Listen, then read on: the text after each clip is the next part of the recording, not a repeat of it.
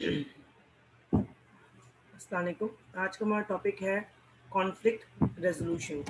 Conflict resolution जो है वो कम्युनिटी डेवलपमेंट के लिए बहुत इम्पॉर्टेंट एस्पेक्ट है और हम उसी के हवाले से आज देखेंगे कि कम्युनिटीज़ के अंदर जो कॉन्फ्लिक्ट्स आते हैं उन कॉन्फ्लिक्ट्स को हम कैसे रिजॉल्व कर सकते हैं।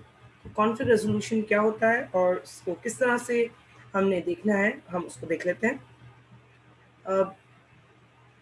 दुनिया में अभी फ़िलहाल 7 बिलियन पीपल रहते हैं पूरे प्लानट में, और हो ही नहीं सकता कि 7 बिलियन पीपल जो हैं वो एग्री करें सब चीज़ों पर। और हम लोग सब अपने अपने पर्सपेक्टिव्स के साथ, अपनी अपनी फ़िलासफ़ीज़ के साथ, अपनी अपनी आइडियोलॉजीज़ के साथ हैं, तो इट्स नॉट पॉसिबल कि हमारे अंदर कोई डिसएग्रीमेंट ना हो और हम सब कंसेंसस से काम करें।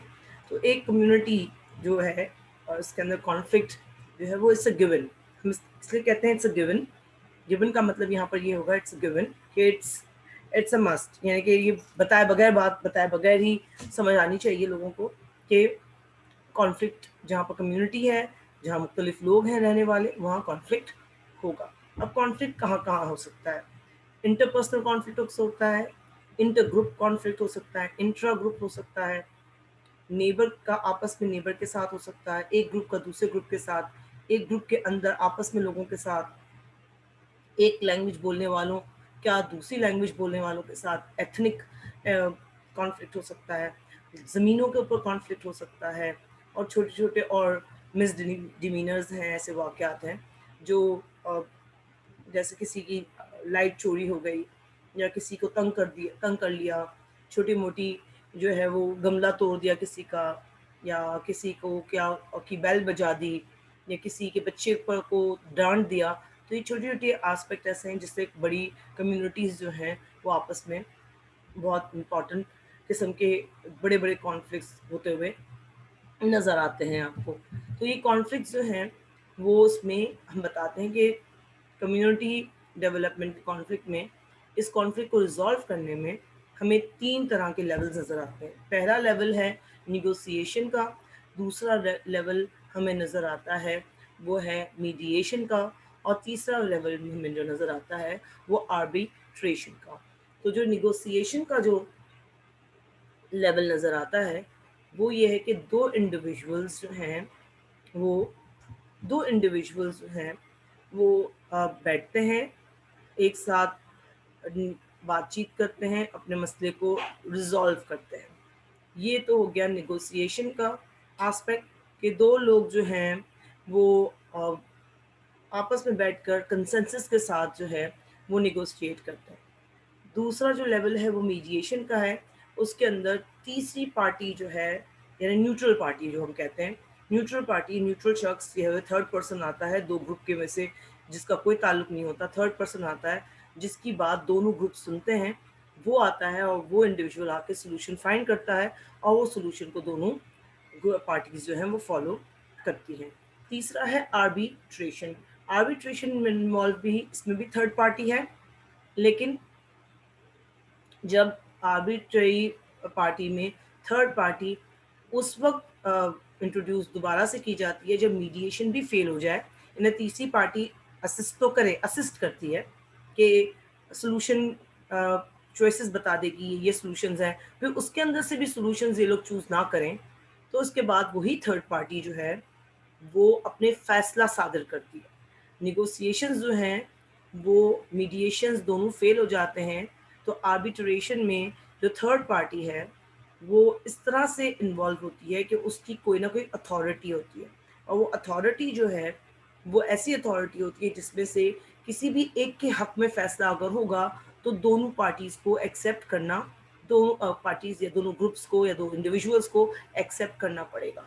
तो नेगोशिएशन जो है वो आपस में कंसेंसस का नाम है। मीडिएशन तीसरी पार्टी या तीसरा शख्स आकर हेल्प करता है, सॉल्यूशंस को फाइंड आउट करता है और उनको ऑप्शंस दे देता है, उसके साथ जो है नेगोशिएशन हो जाए।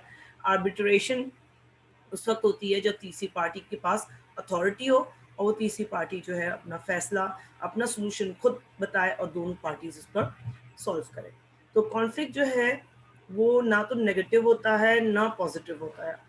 ये कॉन्फ्लिक्ट की थियरी हमने पर्सपेक्टिव फर्स्ट ईयर में आपने पढ़ा था। कॉन्फ्लिक्ट के पर्सपेक्टिव में कार्ल मार्क्स ने यही कहा था कि सबसे बड़ा जो चेंज आया है दुनिया में, सोशल चेंज जो आता है दुनिया में या सोसाइटी में, जो सबसे बड़ा चेंज आता है सोशल, वो कॉन्फ्लिक्ट की वजह से आता है। अब वो कॉन्फ्लिक्ट जो है वो चैलेंजेस की सूरत में भी हो सकता है, कॉन्फ्लिक्ट प्रॉब्लम्स की सूरत में भी हो सकता है। कॉन्फ्लिक्ट में के हवाले से हम ज़रूर नहीं कहते कि लड़ाई झगड़े की बात करें। कॉन्फ्लिक्ट इन अ सिचुएशन ऐसी होगी कि जो डिज़ायरेबल सिचुएशन नहीं है, और उस अनडिज़ायरेबल सिचुएशन से हमें हटना है, उसको भी हम कॉन्फ्लिक्ट का कहते हैं। तो बेसिकली किस तरह से अपनी प्रॉब्लम्स को डील करना है और किस तरह से उस प्रॉब्लम को डील करके उसके सॉल्यूशन की तरफ लेके जाना है, उसको कॉन्फ्लिक्ट रेजोल्यूशन का नाम हम कहते हैं। तो डीलिंग विद कम्युनिटी कॉन्फ्लिक्ट्स में हमारे पास जो चॉइस है वो हमने बताई, 3 तरह की चॉइस इसमें हमने बता रहे हैं। एक है जब कम्युनिटीज़ आपस में 2 ग्रुप्स या 2 लोग या 2 एथनिक ग्रुप के लोग, 2 अलग सेक्ट के लोग जब आपस में कॉन्फ्लिक्ट होता है, तो उनके पास या तो ये क्या करें, भाग जाएँ, मतलब मसले को हल ही ना करें, ठीक है? और सामने आमने सामने ही ना हो, ठीक है? एक तो ये तरीका है। दूसरा है आपस में खड़े हों, झगड़ते रहें और उन झगड़ों की वजह से और मसाइल क्रिएट हों। तीसरा तरीका है कि आपस में यूनाइट कर लें, अपने आप को यूनाइट कर लें, एक दूसरे के साथ यूनिटी इख्तियार कर लें। तो सबसे बेहतर तरीका सब नज़र आ रहा है आपको कि यूनिटी का तरीका है, और यूनाइट होने में ही जो है दोनों ग्रुप का फ़ायदा है, वरना कभी भी कॉन्फ्लिक्ट रिजॉल्व नहीं होगा।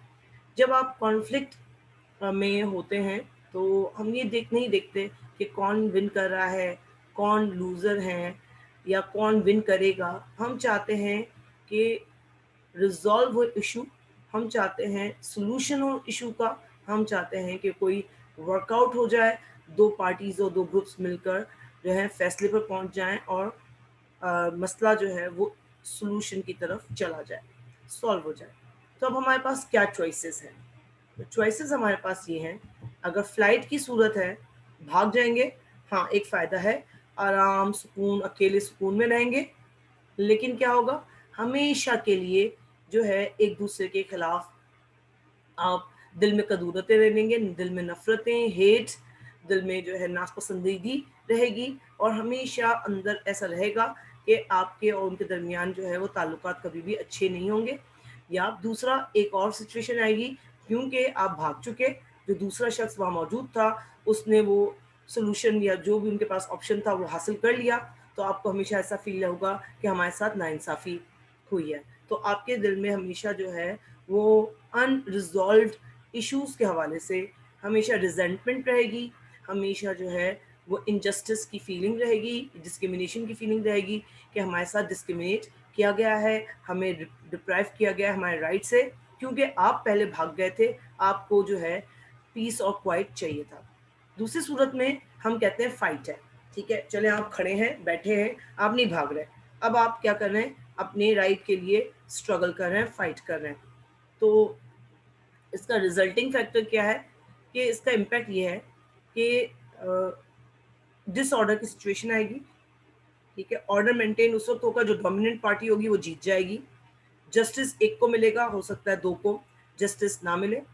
इसी वजह से क्या होता है कि आउटकम जो होता है, रिजल्ट इसका क्या होगा कि एक के हक में फैसला सादिर कर दिया जाएगा, और वो आउटकम ज़बरदस्ती आप पर जो है थोप दिया जाएगा, आपको उसको फॉलो करना होगा, मजबूरन फॉलो करना होगा, जिसकी वजह से क्या होगा कि आपकी आपस के रिलेशनशिप्स, जिसके दरमियान आपके दरमियान जो जो जो कॉन्फ्लिक्ट हुआ है, उसके हवाले से जो रिलेशनशिप्स डैमेज हुई हैं कम्युनिटी के लोगों के दरमियान, वो वैसी ही रहेंगी। हाँ, सोल्यूशन तो हो जाएगा, क्योंकि रिजल्ट्स जो हैं आप पर थोप दिए गए, कि सॉल्यूशन बता दिया गया कि इसमें से कोई ये वाली चॉइस आपको अपनानी है, वो उसको इम्प्लीमेंट करना है, आप लोग कर लेंगे, लेकिन रिलेशनशिप्स आपके डैमेज हो जाएंगे। तीसरा जो है वो है यूनाइट। अब ये यूनाइट को आप देख लें तो यूनाइट जो है वो म्यूचुअल एग्रीमेंट की बात है कि आपस में आप म्यूचुअल एग्रीमेंट करेंगे, एग्रीमेंट्स होंगे, रिलेशनशिप्स भी इम्प्रूव होंगी, और ये क्या होगा कि कोर्ट केस का जो लोड है, जो कोर्ट के अंदर केसेस जाते हैं, वो केसेस भी कम हो जाएंगे।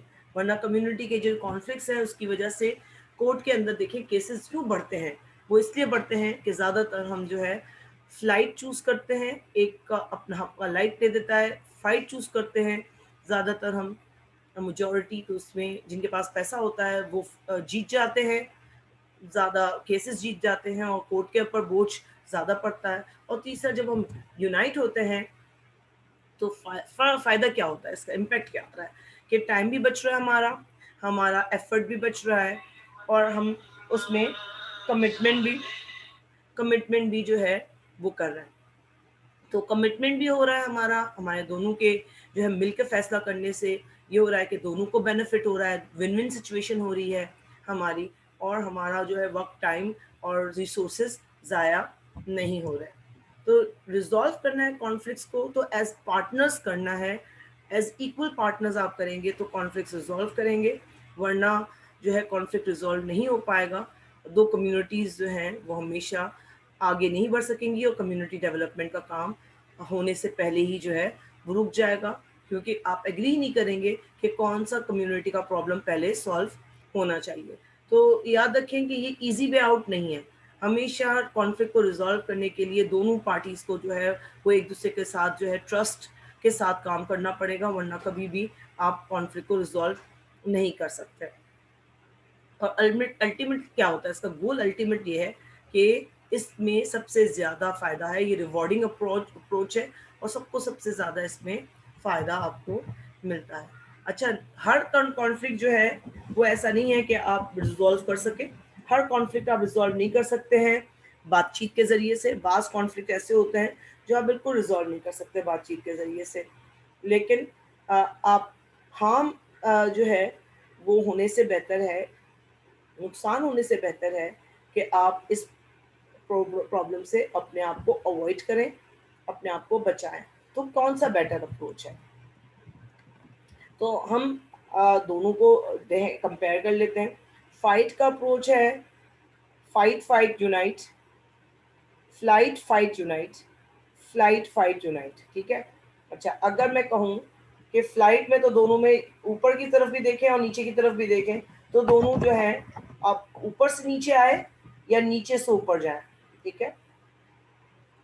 नीचे से ऊपर जाएं आप देखें तो यूनाइट, नीचे से आप ऊपर देखें तो आप पहले अगर आप यूनाइट कर रहे हैं, ठीक है, तो आपका मसला जो है वो हल हो रहा है। और आप जो है अगर यूनाइट नहीं कर रहे तो आपका मसला हल नहीं होगा, बल्कि आप जो है पहले फ्लाइट भाग जाएंगे, आप फिर जो है वो या तो लड़ेंगे या यूनाइट होंगे। तो बेटर अप्रोच जो है वो हमेशा यूनिटी की बेटर अप्रोच है, और यही हैवी हैवी एस्पेक्ट आपको नज़र आता है। तो गिवन द राइट टूल्स, अगर हमें राइट टूल्स मिल जाए तो हम कॉन्फ्लिक्ट को कैसे मैनेज कर सकते हैं। कॉन्फ्लिक्ट को हम मैनेज करने के लिए हमारे लिए ज़रूरी है कि जो दोनों पार्टीज़ हैं, दोनों ग्रुप्स हैं या दो इंडिविजुअल्स हैं या दो कम्युनिटीज़ हैं या दो लैंग्वेज बोलने वाले हैं, एथनिक ग्रुप के लोग या दो रिलीजन के लोग हैं या दो सेक्ट के लोग हैं, उन दोनों के दरमियान जो है वो इक्वल पार्टनरशिप हो जाए ताकि एवरीबडी विंस। तो एवरीबडी शुड विन। तो क्या अप्रोच इस्तेमाल करनी चाहिए, कोऑपरेटिव प्रॉब्लम सॉल्विंग अप्रोच कैसी है। Cooperative problem cooperative problem solving जो है, तो पहला कोऑपरेटिव प्रॉब्लम सॉल्विंग का पहला जो है स्टेप क्या है, सबसे पहला स्टेप ये है कि आप इश्यूज रेज करें। चाहिए हम लोगों ने स्टेप्स ऑफ कम्युनिटी इन्वॉल्वमेंट में भी कर चुके हैं, लेकिन वहाँ रिजॉल्व नहीं करना हमें कॉन्फ्लिक्ट, वहाँ पर तो हमें कम्युनिटी के अंदर जाकर प्रोग्राम करना है, प्रोजेक्ट्स करने हैं, काम करना है। यहाँ पर है कि एक्चुअली इश्यूज क्या है, कम्युनिटी ना दाखिल होने दे रही है, ना काम करने दे रही है, ना एक दूसरे को हेल्प कर रही है, ना और कोई ऐसा एस्पेक्ट हो रहा है जिसकी वजह से डेवलपमेंट के काम सारे रुके हुए हैं और रुक गए हैं या रोक दिए गए हैं उस कम्युनिटी के अंदर। तब आप ये रिजॉल्व करने की बात आते हैं। तो सबसे पहले आप लोगों को मिलकर बिठाएंगे, इश्यूज रेस करेंगे इश्यूज, क्या इश्यूज हैं, फिर इनके इंटरेस्ट को डिस्कवर करेंगे कि एक्चुअली क्या ऐसी खास बात है जिसकी वजह से काम नहीं होने दिया जा रहा, या काम जो है कम्युनिटी डेवलपमेंट का रुकवा दिया गया है, या काम जो है वो दोनों पार्टी में से कोई एक पार्टी जो है उसको नुकसान हो रहा है। फॉर एग्जांपल, एक प्रोजेक्ट जो हो रहा है उसके अंदर जो पहली कम्युनिटी जिसको फ़ायदा पहुंचेगा वो दूसरी कम्युनिटी को देर से फ़ायदा पहुंचेगा, तो दूसरी कम्युनिटी के लोग जो हैं वो एतराज़ कर रहे हैं कि नहीं, हमारी कम्युनिटी को पहले फ़ायदा पहुंचेगा, और जिस कम्युनिटी में बन रहा है, प्रोजेक्ट शुरू हो रहा है,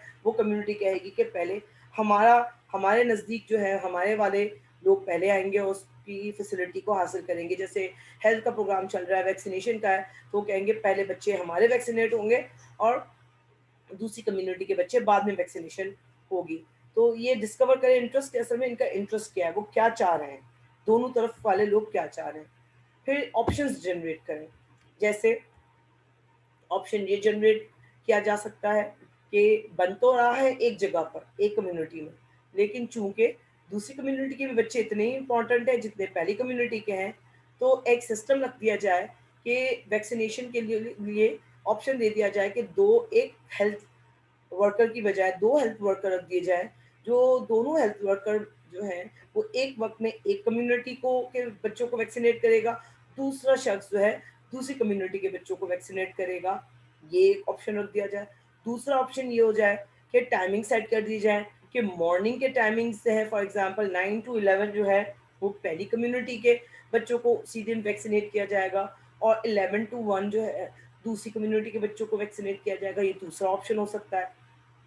तीसरा ऑप्शन ये हो सकता है कि मॉर्निंग के टाइमिंग्स में 9 टू 12 तक जो है, 1 तक जो है वो कम्युनिटी 1 को वैक्सीनेट किया जाए, और लंच के बाद 2 टू 6 के लिए जो है वो सेकेंड कम्युनिटी को के बच्चों को वैक्सीनेट किया जाए। तो ऐसे मुख्तलिफ ऑप्शंस जनरेट किए जा सकते हैं एग्जाम्पल के तौर पर। फिर उसमें डेवलप की जाए एग्रीमेंट। अब इसके अंदर क्योंकि किसी सब दोनों विन विन है, दोनों के बच्चों को एक ही दिन से वैक्सीनेट, पहले दिन से ही वैक्सीनेशन शुरू हो जाएगी और किसी का मसला नहीं होगा, तो और कोई जो है वो झगड़ा करे नहीं करेगा उस हवाले से। तो वहाँ पर ऑप्शंस आपको देने ज़रूरी हैं, और इस तरह से दोस्ती हो जाएगी और एग्रीमेंट आराम से हो जाएगा। तो रिजॉल्व करना है कॉन्फ्लिक्ट आपको, तो आपको एक दूसरे के ऊपर जो है फिंगर पॉइंटिंग और लेबलिंग करने की बजाय आप दोनों के सुकून से दोनों पार्टी के मसले को सुने। As a community development practitioner आप दोनों की बातों को सुने, और जो है दोनों की बातों को में अपने आप को जो है न्यूट्रल रखें, और ना आप पॉइंट पॉइंट करें कि तुम गलत हो, या उसको कहें तुम गलत हो। ना आप लेबलिंग करें कि तुम जो है यहाँ पर अच्छा एक ठप्पा लगा देते हैं, आप स्टिग्मा लगा देते हैं या स्टैंप लगा देते हैं कि आपकी कम्युनिटी में बन रहा है तो क्या आपका है। तो ये इस किस्म की लेबलिंग और पॉइंटिंग दोनों ग्रुप की तरफ नहीं करनी चाहिए।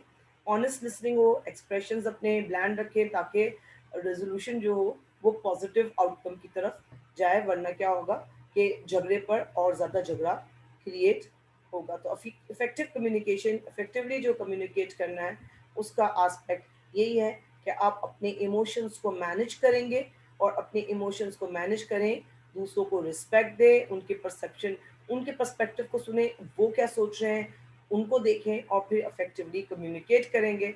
तो आराम से हम जो 3-4 स्टेप का प्रोसेस है वो स्टेप के प्रोसेस से आराम से गुजर जाएंगे। अब कहते हैं ये कैसे होगा, और भी आगे की बात है कि यही अगर प्रॉब्लम सॉल्विंग प्रोसेस जो है कोऑपरेटिव का, उसके लिए क्या स्किल हो, एक इंडिविजुअल के अंदर क्या स्किल हो। तो बेसिकली कहते हैं इंडिविजुअल के अंदर जो स्किल है और जो उसकी की है वो है सपोर्टिव लीडरशिप।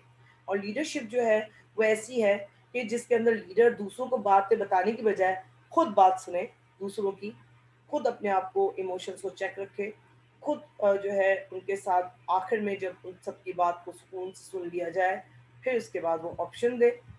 और वो किस तरह कर सकता है, पहले उसके मुख्तलिफ ऑप्शंस हैं, उसके पास स्किल्स क्या होनी चाहिए, उसके पास, उस लीडर के पास, उस लीडर के पास जो सबसे पहली स्किल होनी चाहिए वो कॉन्फ्लिक्ट एनालिसिस की होनी चाहिए।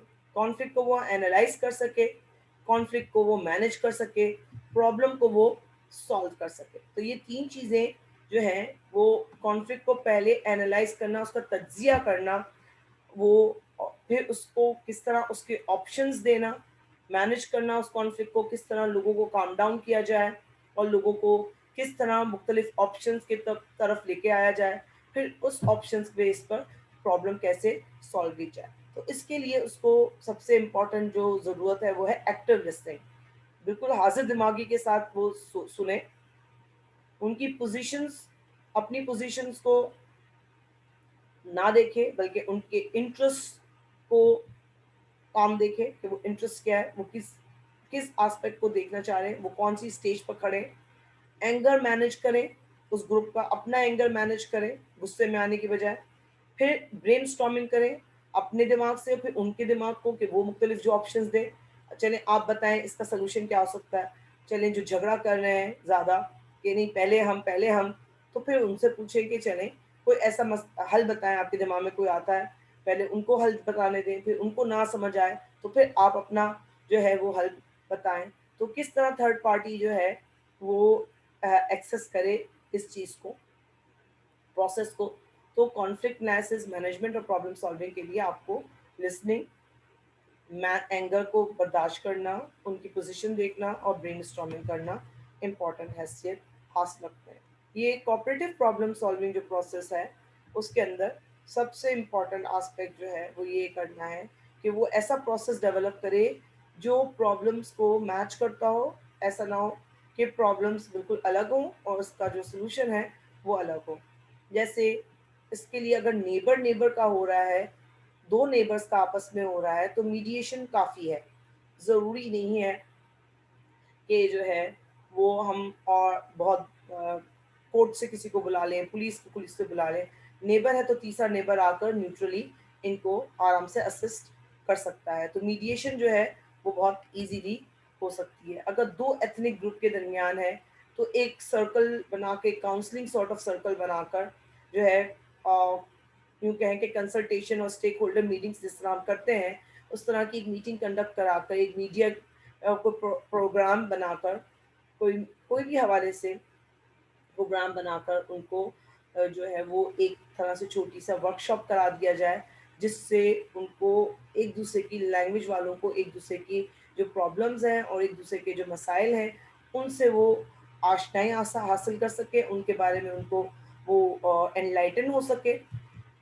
ठीक है, अगर लैंड यूज़ और सेफ्टी की बात आ रही है तो नेबर प्रॉब्लम सॉल्विंग प्रोसेस को अपना सकते हैं। नेबरहुड यानी मोहल्ले वालों को इन्वॉल्व किया जा सकता है, एक से ज़्यादा लोग, जैसे हम कहते हैं पंचायत बिठाते हैं तो वो पंचायत बिठाई जाती है।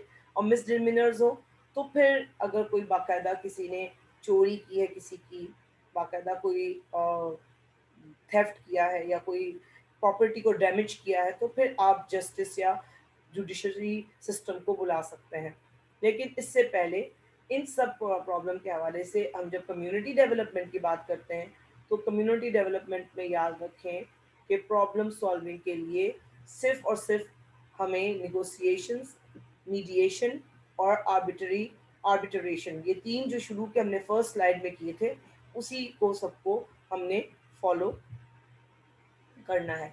तो अब इसके बाद ये सपोर्टिव लीडरशिप का हमने सेकंड पॉइंट था हमारा सपोर्टिव लीडरशिप का। सपोर्टिव लीडरशिप जो है वो प्रॉब्लम सॉल्विंग में बहुत इंपॉर्टेंट है। अब इस सपोर्टिव लीडर के लिए सबसे पहले ये होता है कि उस लीडर की बात जो है वो एंडोर्स, हम कहते हैं कि वो जो चेंज है, जो लाने वाला है वो चेंज, वो उस चेंज को लोग एक्सेप्ट करें, एंडोर्स करें, सब लोग एंडोर्स करें, यानी उस लीडर को मानते हों लोग। जो थर्ड पार्टी भी आप बुला रहे हैं, कम्युनिटी डेवलपमेंट का जो प्रैक्टिशनर है वो सब उस पर ट्रस्ट करते हो। ऐसा ना हो कि उस पर ट्रस्ट नहीं करते और नया बंदा लेकर आप आ जाएं तो नए बंदे पर कोई ट्रस्ट नहीं करेगा। तो याद रखें उसके लिए ऐसा शख्स लेकर आना चाहिए, ऐसा लीडर लाना चाहिए जिस पर दोनों पार्टीज एग्री करती हों। वो प्रोवाइड करे, सपोर्ट प्रोवाइड करे, वो हम पहले भी बता चुके हैं। Walk the talk not talk the walk, ये बोला जाता है walk the talk. Walk the talk बाज होता है कि आप जो है अपनी बातें कहे जा रहे हैं और दूसरों की सुने नहीं जा रहे। यहाँ पर है वॉक द टॉक, आप उनकी बातें सुने ना कि अपनी बात कहें। इसके अंदर किस कौन कौन चीज़ें आपको काम आ सकती हैं। इसके अंदर एजुकेशन आपको काम आ सकता है, इसके अंदर मज़हब आपको काम आ सकता है, इसके अंदर कम्युनिटी के अंदर जो ग्रुप्स बने हैं वो काम आ सकते हैं। उसके अंदर जो है इवन के गवर्नमेंट के कुछ ऑफिशियल्स अगर उस कम्युनिटी के अंदर रहते हो, काउंसलर्स हैं, नाजमीन्स हैं, नाजिम्स हैं, यूसीस के लोग हैं, उनको आप इन्वॉल्व कर सकते हैं। कुछ बिजनेसमैन हैं ऐसे जिनके से है, उनको इन्वॉल्व कर सकते हैं। रिलीजियस लोग हैं ऐसे, एजुकेटेड हैं जो जिनके बात लोग सुनते हैं। तो ये ऑप्शंस है आपके पास लीडरशिप को आगे लाने के। अच्छा, इस प्रोसेस क्या है? इसका प्रोसेस ये है कि सबसे पहले उन सब लोगों को बुलाया जाए जिनका मसला है। अगर दो कम्युनिटी इन्वॉल्व हैं तो दोनों कम्युनिटी से उनके उन लोगों को बुलाया जाए जो वहाँ पर मेन, हाँ, जो है इन्वॉल्व हैं उस कॉन्फ्लिक्ट में। जैसे करता धरता हम कहते हैं जिसको, जिनकी अथॉरिटी है, जिनके पास पावर है। लेट सपोज कि अगर कम्युनिटी ए है और कम्युनिटी ए से जो है वो 4 लोगों को बुलाया, कम्युनिटी बी से भी 4 लोगों को बुलाया, या कम्युनिटी ए में 5 लोग इन्वॉल्व हैं तो कम्युनिटी बी से भी 5 लोगों को आप इनवाइट करें, ताकि दोनों तरफ जो लोग हैं वो सेम रहे और किसी की दिल आज़ारी ना हो और वहाँ पर ये प्रॉब्लम ना हो। फिर दोनों को मौका दें अपने कॉन्फ्लिक्ट को बताने का, प्रॉब्लम्स को एक्सप्लेन करने का। फिर आप अपनी लिमिटेशंस बताएं कि as a community development practitioner आप क्या क्या इनके लिए सोल्यूशन दे सकते हैं। वो कहते हैं कि कम्युनिटी ए और बी का मसला ये है कि आप कम्युनिटी ए में भी हेल्थ का सेंटर बना दें और कम्युनिटी बी में भी हेल्थ का सेंटर बना दें। ठीक है, दोनों ये कह रहे हैं। तो आप अपनी लिमिटेशंस बताएंगे कि आपके पास इतना पैसा नहीं है कि आप दो दो सेंटर्स बना सकें। आपके पास इतना पैसा है कि आप एक ही जगह पर सेंटर बना सकते हैं, और आपके पास इतना पैसा नहीं है फॉर एग्जांपल, या रिसोर्सेज नहीं है कि आप 2 लोगों को या 4 लोगों को, वो कह रहे हैं 2 लोग यहाँ रखें, 2 लोग वहाँ रखें, 4 लोगों को आप अफोर्ड नहीं कर सकते। तो आप अपनी लिमिटेशंस भी बताएं। फिर आप जो ऑप्शंस हैं उनको एनालाइज करें कि उसी ऑप्शंस के अंदर से कौन से ऑप्शंस बेहतर हैं। जैसे मैंने लास्ट अभी एग्जांपल दी थी, उसमें मैंने 3 ऑप्शंस बताए थे हेल्थ के हवाले से। उन 3 ऑप्शंस में से बहुत अच्छे ऑप्शंस हैं, और ऐसा इलाका चूज किया जा सकता है कम्युनिटी के अंदर जो दूसरी कम्युनिटी उससे नज़दीक रहे और पहली कम्युनिटी को जो है भी के लोगों को नज़दीक रहे। ऐसी जगह चूज करनी चाहिए ताकि दोनों कम्युनिटीज़ के लिए ज़्यादा जल्दी एक्सेसिबल हो वो जगह, चाहे वो एक कम्युनिटी के अंदर ही क्यों ना हो।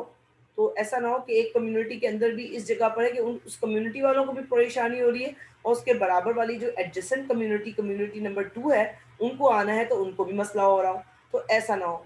फिर जो रिजल्ट्स आते हैं उसके जो आउटकम एक्सेप्ट हो जाता है दोनों पार्टी की तरफ से, दोनों ग्रुप की तरफ से, तो फिर उसको मिटिगेट किया जाए, यानी कि उसको फिर अमल में इम्प्लीमेंट किया जाए।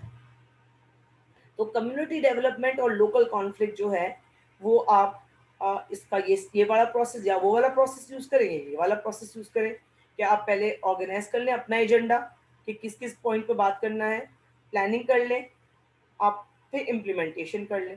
ठीक है, और इम्प्लीमेंटेशन से पहले वो सारा कि आप आउटकम देखेंगे, एनालाइज करेंगे, उनको अपना प्रॉब्लम बताने देंगे, ऑप्शंस देंगे, और उसमें फिर इम्प्लीमेंटेशन का फेज आएगा। और फिर जो इम्प्लीमेंटेशन के फेज के वक्त कोई मसला होता है तो फिर दोबारा आप मिलकर उसको दोनों कम्युनिटी के साथ मिलकर सॉल्व कर सकते हैं। लेट सपोज कि एक मसला ये आया कि आपने एक हेल्थ का सेंटर बना लिया, आपने एक ऑप्शन पर बात हो गई। ऑप्शन ये हुआ कि मॉर्निंग में वो एक बैठेगा कम्युनिटी नंबर 1 के लिए होगा, और इवनिंग में कम्युनिटी नंबर 2 के लोग आएंगे वैक्सीनेशन कराने के लिए, हेल्थ बच्चों की वैक्सीनेशन कराने के लिए। इम्प्लीमेंटेशन हो गया।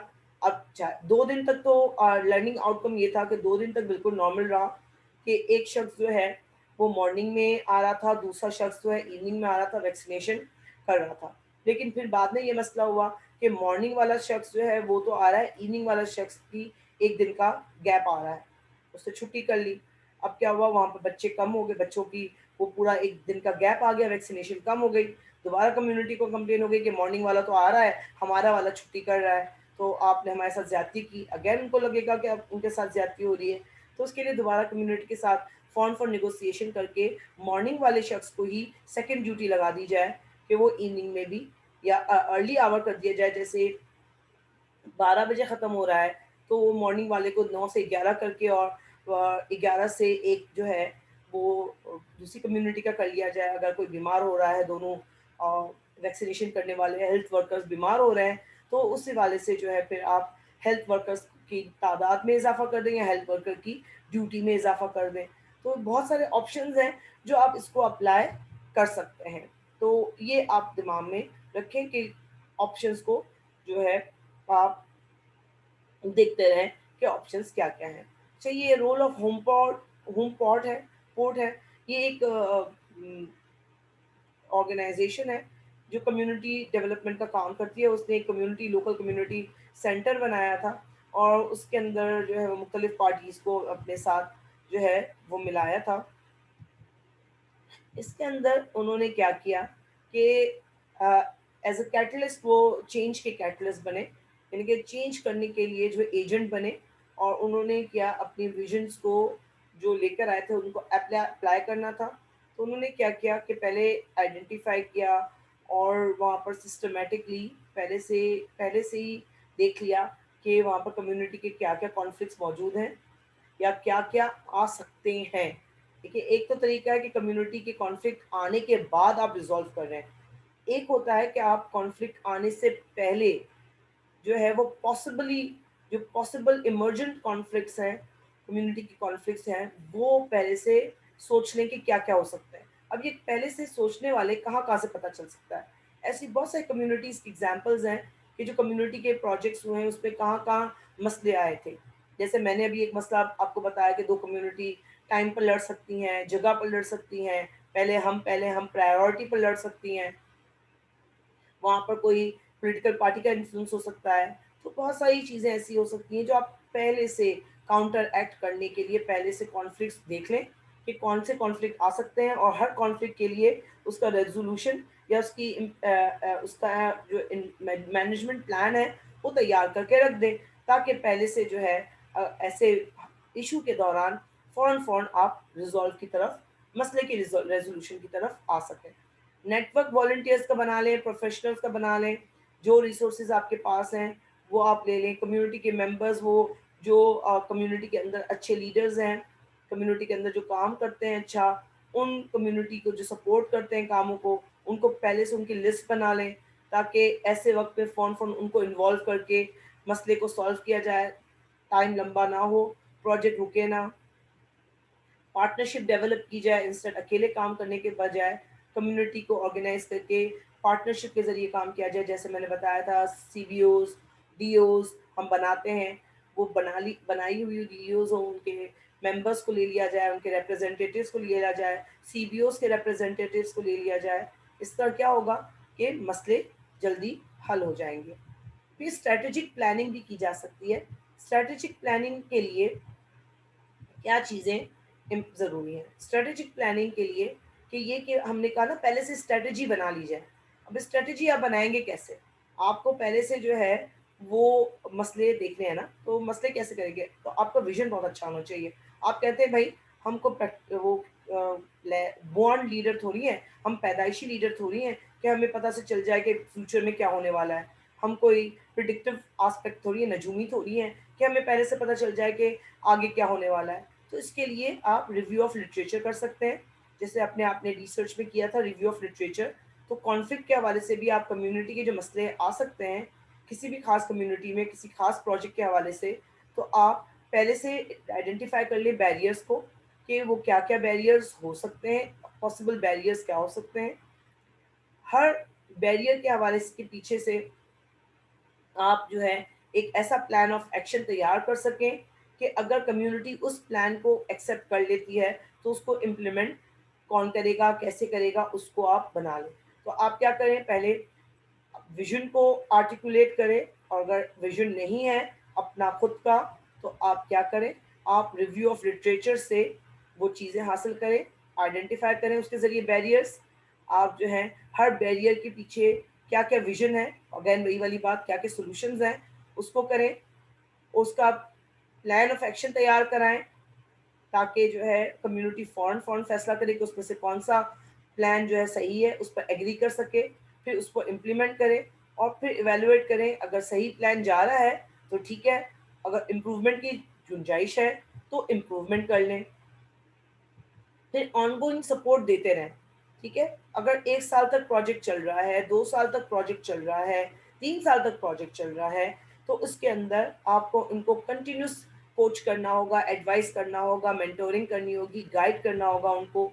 तो ऑन गोइंग आपको इनको सस्टेनेबल डेवलपमेंट के लिए ज़रूरी है, जो हमने एसडीजीज किए थे, उसके लिए ज़रूरी है कि कम्युनिटी के अंदर एक एनजीओ काम करके चली ना जाए, एक टेक्निकल शख्स, एक कम्युनिटी डेवलपमेंट का एक्सपर्ट कोऑर्डिनेटर छोड़ के जाए, या उसको कोऑर्डिनेट करता रहे। जैसे हमने जब सीबीओस का जिक्र किया था, तो हमने आपको ये बताया था कि कोई एक ऐसा कम्युनिटी के अंदर से ही शख्स को ले लिया जाता है जो एनजीओस के साथ या उस ऑर्गेनाइजेशन के साथ कांटेक्ट में रहता है, कि अगर कम्युनिटी में कोई प्रॉब्लम आती है तो फ़ौरन कांटेक्ट करके उससे एडवाइस लेता है कि अब क्या करना चाहिए, कोचिंग लेता है, मेंटोरिंग लेता है कि भाई हमें ये बताएं कि इसको कैसे करना चाहिए।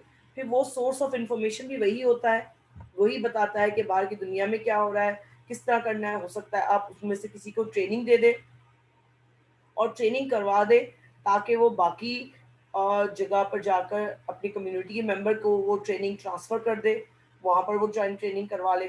तो ये भी एक तरीका है। मटेरियल प्रोवाइड कर दें पहले से, ताकि जो है वो साथ साथ में ये काम होता जाए। यानी आप मटेरियल ऑनगोइंग सपोर्ट में मटेरियल प्रोवाइड कर दें, नेट या कोऑर्डिनेशन मैंने भी बताया, नेटवर्किंग कर दें, कोऑर्डिनेशन कर दें। और अब तो कोऑर्डिनेशन बहुत ज़्यादा आसान है, इंटरनेट का दौर है, व्हाट्सअप का दौर है, व्हाट्सअप में वीडियो कॉन्फ्रेंसिंग हो सकती है, व्हाट्सअप के ज़रिए जो है वो आप कर सकते हैं। ज़ूम की ज़रूरत नहीं है, ज़ूम में अगर ज़्यादा वीडियो कॉन्फ्रेंसिंग में अगर ज़्यादा पैसे खर्च हो रहे हैं तो व्हाट्सअप जो है वो बहुत कम, उसमें आराम से आप यूज़ कर सकते हैं। तो व्हाट्सअप के ज़रिए आप नेटवर्किंग कर सकते हैं। तो ये एस्पेक्ट आपके पास अवेलेबल है। सर्च फॉर कॉमन ग्राउंड के हवाले से मैं अब बता रही हूँ कि यही शुरू से हम बताते आ रहे हैं कि देखिए, कॉन्फ्लिक्ट को रिजॉल्व करना है तो कॉमन ग्राउंड तलाश करना पड़ेगा, जहाँ पर हर पार्टी, हर ग्रुप, हर मेंबर जो है वो एग्री कर जाए उस पॉइंट ऑफ व्यू से, तो ही हम लोग अपना सोल्यूशन दे सकते हैं। तो ट्रांसफॉर्म करना है इंडिविजुअल्स को, ऑर्गेनाइजेशंस को, गवर्नमेंट के डील करना है कॉन्फ्लिक्ट को, तो कैसे किया जाए? कोऑपरेटिव सोल्यूशन के ज़रिए किया जाए। तो ये मैंने सिंपल एक एग्जांपल है कि कहाँ-कहाँ जो है कौन-कौन से मुल्कों में ये काम कर रही है। ये ऑर्गेनाइजेशन www.sfcg ऑर्गेनाइजेशन, उन्होंने कितनी कम्युनिटीज़ में काम किया है, वो सारी कम्युनिटीज़ जो हैं उन पे ये कॉन्फ्लिक्ट्स को रिजॉल्व किए हैं। तो चाहे कॉन्फ्लिक्ट जो है वो Congo, Angola, Burundi, Iran, Macedonia, Liberia, Greece और टर्की का है, मिडल ईस्ट का है, मोरक्को का है, सियर लियोन है, यूक्रेन है, इवन के यूनाइटेड स्टेट्स में भी जो कॉन्फ्लिक्ट्स हुए हैं उसके लिए कैसे आप वर्कआउट कर सकते हैं।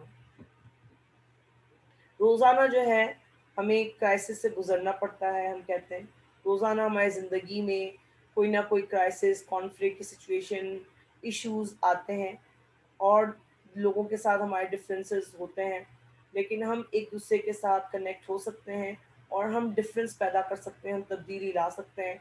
हम इंडिविजुअल की ज़िंदगियों के अंदर एक चेंज पैदा कर सकते हैं। कम्युनिटी डेवलपमेंट प्रैक्टिशनर, सीडी जो प्रैक्टिशनर होता है, उसका रोल हम कर चुके हैं, जो वो ज़रूरी, वो जो है आराम से किसी भी प्रॉब्लम को रिजॉल्व करवा सकता है, और उसका बाहर बहुत बड़ा रोल होता है। तो ये एक मैंने एक मैप बनवा दिया है कि एक कोऑपरेटिव प्रॉब्लम सॉल्यूशन के लिए जो मैप है उसके अंदर क्या प्रिंसिपल्स अपनाने हैं, प्रोसेस क्या होगा और रिजल्ट्स क्या होंगे। ये हम ऑलरेडी पीछे कर चुके हैं, इसको मैंने मैपिंग कर दिया है। आप इसमें आराम से इस मैप के ज़रिए जो है वो यूज़ कर सकते हैं। जैसे प्रिंसिपल्स हैं, कॉन्फ्लिक्ट नेचुरल रिसोर्स के तौर पर यूज़ किया जाए, यानी कि कॉन्फ्लिक्ट को लिया जाए कि इट्स अ नॉर्मल थिंग, एक नॉर्मल थिंग है। तो आप क्या करेंगे कि इशू को रेस करेंगे, डिस्कवर करेंगे इंटरेस्ट को, जनरेट करेंगे ऑप्शंस को, ये मैं बता चुकी हूँ पूरा प्रोसेस। डेवलप करेंगे एग्रीमेंट्स को, अटैक करेंगे प्रॉब्लम को हम कहते हैं, और एग्रीमेंट आ जाएगा। ठीक है, एग्रीमेंट, गुड एग्रीमेंट रिजल्ट होगा। फिर प्रॉब्लम को आप अटैक करते हैं, तो कैसे करेंगे प्रॉब्लम को अटैक? रिस्पेक्ट के जरिए, लोगों को रिस्पेक्ट दें, उनके इमोशंस, उनके परसेप्शन सुने, उनके इमोशंस का ख्याल रखें, एंगर मैनेजमेंट बताया था वो करें, अफेक्टिव कम्युनिकेशन करें। इससे क्या होगा? रिलेशनशिप्स भी अच्छी रहेंगी आपस में लोगों की, और साथ में जो है वो आप ये सोल्यूशन भी प्रॉब्लम को सॉल्व कर सकते हैं। तो इन दो प्रिंसिपल्स पर काम करें, इन दो प्रोसेसेस पर काम करेंगे तो रिजल्ट्स भी ये दो अच्छे होंगे, एग्रीमेंट भी अच्छा होगा और रिलेशनशिप भी अच्छी होगी। इसके लिए ट्रेनिंग, हमने कहा था कि ट्रेनिंग देनी है, तो आप ट्रेनिंग दे सकते हैं उनको। और ट्रेनिंग देने के लिए आप क्या करें कि इंडिविजुअल की कॉन्फ्लिक्ट रेजोल्यूशन की स्किल्स को डेवलप करने के लिए आप कम्युनिटी डेवलपमेंट प्रैक्टिशनर, जो आप कम्युनिटी डेवलपमेंट कोऑर्डिनेटर जो होगा, जिसको आप भेज रहे हैं कम्युनिटी में काम करने के लिए, उसकी आप ट्रेनिंग करवा दें, उसको फैसिलिटेट कर दें। किसी की जो ट्रेन शख्स है उसको साथ भेज दें उसके, वो उसको गाइड करता रहे, उसको फैसिलिटेट करता रहे कि कम्युनिटी के प्रॉब्लम को इस पूरे प्रोसेस में कैसे सोल्यूशन लेके आना है। और यही जो चीज़ जो है वो सबसे इम्पॉर्टेंट है। और ये ट्रेनिंग हम, जो हमारा कम्युनिटी डेवलपमेंट प्रैक्टिशनर होता है, जो सीडी प्रैक्टिशनर होता है, या हम कहते हैं कम्युनिटी डेवलपमेंट प्रैक्टिशनर को हम सीडीपी कहते हैं।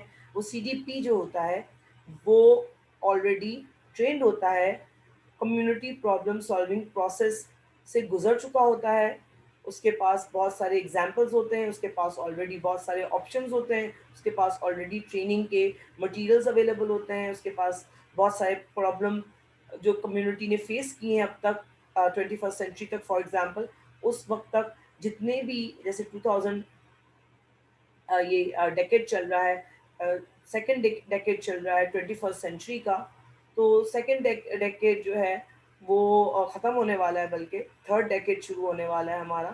तो उसके अंदर हम देखते हैं कि दुनिया के अंदर इतने कॉन्फ्लिक्ट रिजॉल्व हुए हैं, उसके इतना मटीरियल मौजूद है, इतनी ट्रेनिंग के आस्पेक्ट्स हैं कि आप आराम से मुख्तलिफ इशूज़ और मुख्तलिफ स्ट्रेटजीज़ बना सकते हैं एक ही, और मुख्तलिफ ऑप्शंस देख सकते हैं, मुख्तलिफ बैरियर्स ढूंढ सकते हैं कि क्या क्या जो है इन्वेस्टिगेट कर सकते हैं, कि पहले से लिटरेचर रिव्यू कर सकते हैं, कि पहले से देख लें कि कौन कौन से जो है वो प्रॉब्लम्स आ सकते हैं। तो ये प्रॉब्लम्स जो आ सकते हैं वो प्रॉब्लम्स हम उसको देखते हैं। तो ये प्रॉब्लम्स आप पहले से ले लें, ढूंढ लें, उसके उसको सॉल्व करने के ऑप्शंस जनरेट कर लें। इम्प्लीमेंटेशन के लिए प्लानिंग को, प्लानिंग फेज को जो है, जो मिटिगेशन कहते हैं, ऑप्शंस कहते हैं, उसमें से जो ऑप्शन चूज करे उसके अंदर क्या क्या रिसोर्सेज चाहिएंगे, किस तरह इम्प्लीमेंट करेगा, कौन इम्प्लीमेंट करेगा, उसकी पहले से आउटलाइन बना लें। इससे क्या फ़ायदा होगा कि आपके पास एक बहुत बड़ा जो है वो मटेरियल तैयार हो जाएगा, पहले से ऑप्शन तैयार हो जाएंगे, मॉड्यूल्स तैयार होंगे आपके पास। तो क्या होगा, आपको काम करने में आसानी होगी और आपको जल्दी जो है वो रिजोल्यूशन की तरफ कम्युनिटी जाएगी और जल्दी प्रोजेक्ट जो है वो इम्प्लीमेंटेशन की तरफ जाएगा। लोग जैसे ही एग्री होंगे वैसे ही आप इम्प्लीमेंटेशन की तरफ जाएंगे। तो यहाँ तक हमारा जो है वो कॉन्फ्लिक्ट रेजोल्यूशन का चैप्टर कंप्लीट हुआ।